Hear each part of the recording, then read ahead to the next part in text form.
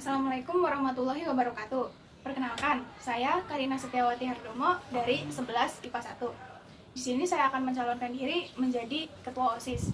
Dengan visi saya yang pertama adalah mengembangkan sekolah SMAN 1 Cikarang Barat agar menjadi sekolah yang berkembang dan lebih baik lagi. Visi saya yang kedua adalah menciptakan suasana kekeluargaan di lingkungan sekolah SMAN 1 Cikarang Barat. Misi saya yang pertama adalah membuat ruang sharing atau ruang informasi untuk siswa-siswi SMAN 1 Cikarang Barat untuk mendapatkan informasi mengenai pembelajaran materi ataupun informasi untuk perguruan tinggi. Misi saya yang kedua adalah menghimpun dan mendukung siswa-siswi SMAN 1 Cikarang Barat yang memiliki potensi dan bakat agar bisa mengikuti kejuaraan yang sesuai dengan bakat mereka. Misi saya yang ketiga adalah menciptakan suasana yang damai antara siswa-siswi SMAN 1 Cikarang Barat. Itu adalah visi misi saya. Saya harap kalian semua bisa mendukung saya agar visi misi saya terlaksana dengan baik. Maka dari itu, saya membutuhkan dukungan dari kalian semua agar saya bisa mencapai hal tersebut. Karena suatu rencana itu tidak akan berhasil apabila dilakukan seorang diri. Demikian dari saya. Terima kasih. Wassalamualaikum warahmatullahi wabarakatuh. Nah, itu dia visi misi saya. Kalau misalnya kalian masih kebingungan maksud dari visi misi saya, kalian bisa bertanya juga langsung kepada saya. Nah, kalian mau bertanya, silakan boleh bertanya. Mengenai misi kakak yang pertama, gimana cara kakak membuat papan informasi dan ruang untuk sharing? Oke, terima kasih buat pertanyaannya.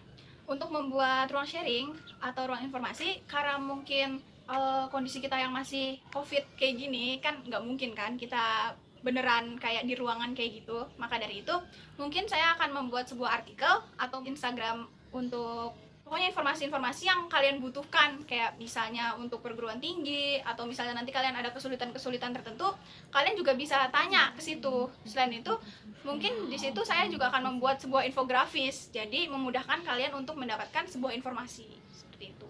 Mengenai misi kakak yang kedua, gimana cara kakak menghimpun anak-anak yang berbakat di sekolah? Oke, kalau untuk masalah menghimpun, kan banyak nih event-event di sekolah seperti bulan bahasa, habis itu kayak pensi. Di situ kan kalian bisa menunjukkan potensi kalian ya. Kayak misalnya nih, kalau misalnya pensi, kalian bisa nyumbangin tuh kayak bermain alat musik yang kalian bisa, bernyanyi, atau mungkin kalian bisa menyumbangkan karya seni kalian. Contohnya kayak mungkin kalian suka bikin patung gitu dari gipsum atau bikin lukisan. Nah, kalian bisa menyerahkannya untuk dijadikan pajangan pada saat pensi itu. Nah, dengan begitu otomatis potensi yang ada di diri kalian, potensi yang kalian miliki itu akan kelihatan oleh kami. Jadi dengan begitu itu menjadi tempat di mana saya bisa menghimpun kalian kayak gitu. Gimana kalau misalnya di sekolah kita ini terjadi perundungan dan si korbannya ini tidak berani melaporkan ataupun bercerita ke siapa-siapa karena diancam oleh si perundung? Saya berpikir kalau soal perundungan itu pasti nih ya, kalau menurut pengalaman saya ya, si yang korbannya itu dia itu pasti nih ya, dia itu cerita ke teman terdekatnya atau temannya yang juga dirundung, ya kan? Nah, otomatis mereka saling-saling bercerita tentang perundungan yang mereka alami, tapi mereka juga tidak berani berbicara ke pihak yang bisa meluruskan hal tersebut. Nah, mungkin dari sini saya membutuhkan peran wali kelas, juga peran dari Sekbid 2 agar bisa mengawasi gitu.